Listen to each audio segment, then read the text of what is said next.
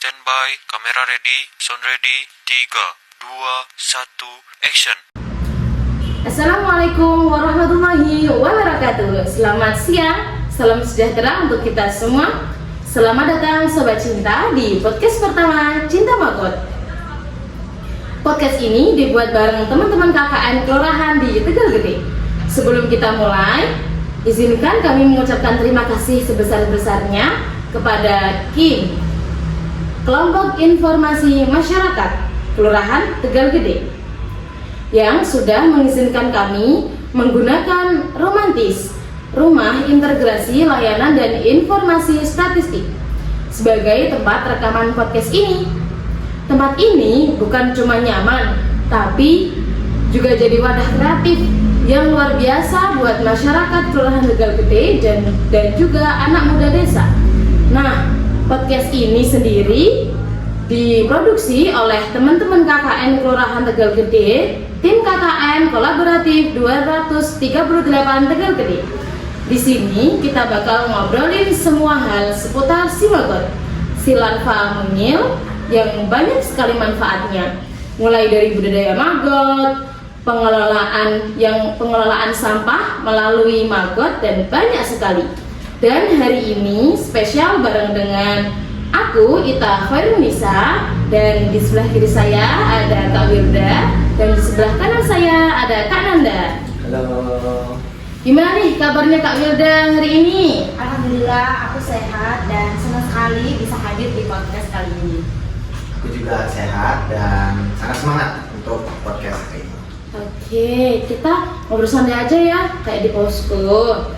Nah, mau lanjut nih di topik utama kita, si magot, dan ada campuran juga nih, cinta juga. Kalau disamain gitu, cinta magot itu dari program kalian sendiri atau dari Pemkap sih Kak Nanda? Oke, terima kasih. Jadi Cinta Magot itu adalah program kami sendiri.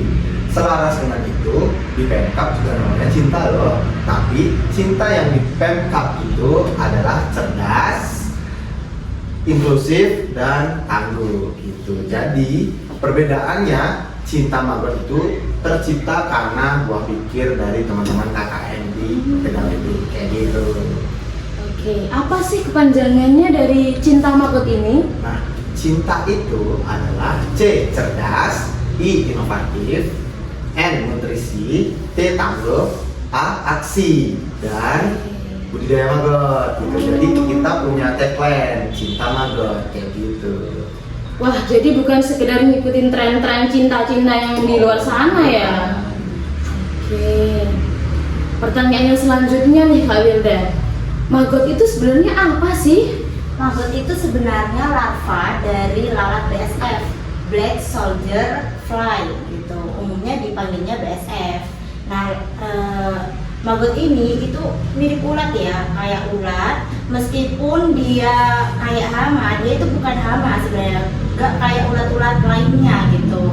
Banyak sekali manfaatnya dari magot ini, bisa mengurangi sampah dan juga bisa jadi pakan ternak yang kaya protein.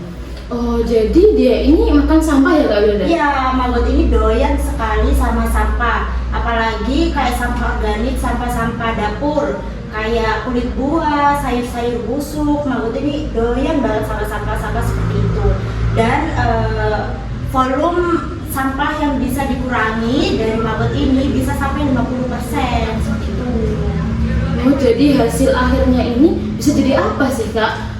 Kalau magot ini biasanya bisa jadi pakan ternak yang pertama, dan juga bisa jadi pupuk, dan bisa jadi tepung seperti itu. Jadi sebenarnya magot ini nggak cuma makan sampah, udah gak diapa-apain. Setelah dari metabolismenya banyak sekali dah manfaat-manfaat dari si magot ini.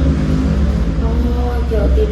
Tapi kan magot ini ulat ya, orang-orang pasti tuh ngeri, mau lihat, mau megang aja ngeri ya, mesti gak ada. Terus gimana itu? Sebetulnya magot itu adalah larvanya dari lalat BSF atau bahasa Indonesianya lalat hitam gitu.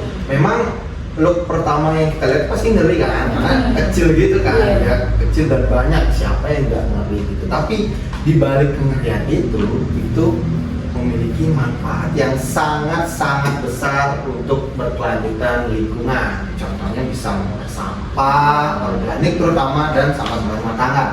Sampah rumah tangga itu kan kayak sampah dari kulit buah, sampah dari makanan dan nasi bekas gitu yang disampaikan sama Mbak tadi gitu. Jadi setelah jadi larva itu si maggot ini itu akan berubah jadi pupa dan warnanya jadi hitam. Setelah jadi pupa bermetamorfosis lah jadi lalat dewasa sampai telur yang menetas dan itulah disebut dengan maggot gitu. Kalau kita nih mau budidaya maggot buat mengurangi sampah kita, ribet nggak sih Kak? Kalau ribet sih enggak, tapi konsisten gitu. Beda ribet sama konsisten. Ketika kita mau berkomitmen dengan diri kita sendiri untuk mengurangi sampah, ya awalnya pasti ribet. Ini kok harus memelihara ini, memelihara itu gitu kan. Tapi yang seperti mau sampaikan, di balik terciptanya maggot ini ada manfaatnya, mulai dari pakan ternak dan sebagai pengurai sampah yang bisa dijadikan pupuk gitu. Terus juga alat-alat yang dibutuhkan cuma box buat tempat maggotnya aja. Terus ya udah tinggal disiapkan makannya kan dari sisa-sisa makanan kita juga bisa. Terus sudah itu dijaga kebersihannya. Udah cukup itu aja, terus maggotnya bisa tumbuh dengan cepat. Enak ya. Jadi kita juga bisa mengurangi sampah di dapur kita dan ada manfaatnya juga. Ya oke. Tadi kan kita udah bahas nih soal alasan milih maggot dan ternyata emang bener-bener nyambung nih sama di desa dan juga ketahanan pangan di sini. Nah, ngomong-ngomong, nama program KKN yang sebenarnya Cinta Maggot ini, kenapa sih milih ini? Apa karena katanya yang menarik atau bagaimana sih Kak Nanda? Oh jadi sebetulnya Cinta Maggot ini terjadi ketika kami perwakilan KKN ini kan mau bikin program nih, cerita dikit ya, bikin program dan wah apa ya yang di Tegal Gede ini, di Kelurahan Tegal Gede ini yang menjadi problem gitu. Dan kami menemukan bahwa yang menjadi problem dari Kelurahan Tegal Gede itu adalah sampah rumah tangga. Dan kebetulan di Kelurahan Tegal Gede ini kan termasuk kota, jadi ketahanan pangan yang masuk. Jadi di Tangguh itu yang dari backup ketahanan pangan yang kita tekankan di sana. Karena di logo stunting kita tidak menemukan yang anak deteksi dari stunting, mulai dari data ataupun survei gitu. Wih keren nih, jadi ada makna ya di balik program Cinta Maggot ini. Terakhir deh, ada pesan nggak sih buat pendengar-pendengar yang lihat kita nih? Buat Kak Nanda dulu deh.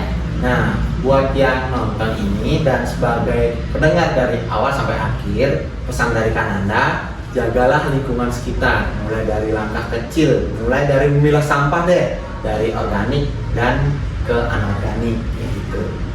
Kalau dari Kak Yuda sendiri ada nggak nih pesan buat teman-teman di sana? Kalau aku karena kebanyakan pastinya geli ya sama maggot ini, mungkin kalian jangan geli lagi sama maggot ini karena manfaatnya pasti banyak sekali dan itu berkelanjutan. Betul.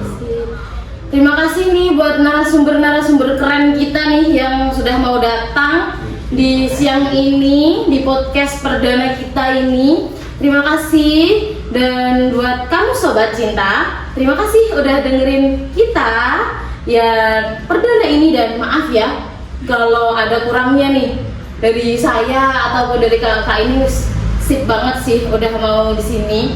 Dan jangan lupa follow di podcast ini. Selanjutnya kita bakal datangin narasumber yang keren-keren pastinya dari luar tim KKN ini. Dan juga kita jangan lupa nih sama si maggot kecil, kita budidayakan untuk mengurangi sampah dapur kita. Terima kasih semuanya. Wassalamualaikum warahmatullahi wabarakatuh. Dadah.